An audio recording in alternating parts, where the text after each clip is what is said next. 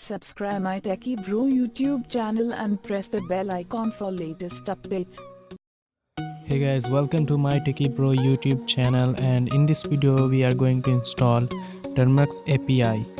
Open your browser, type Termux API and search on Google Play Store.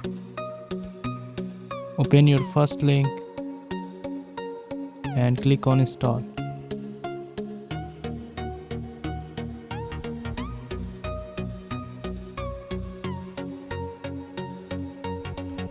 Now we have successfully installed Termux API.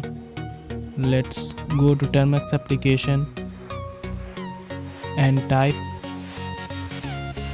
apt get update. Apt update. Sorry, not get. Then type pkg install.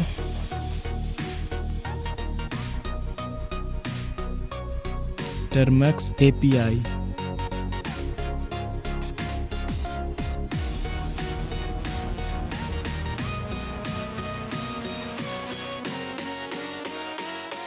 Now we have successfully installed Termux API.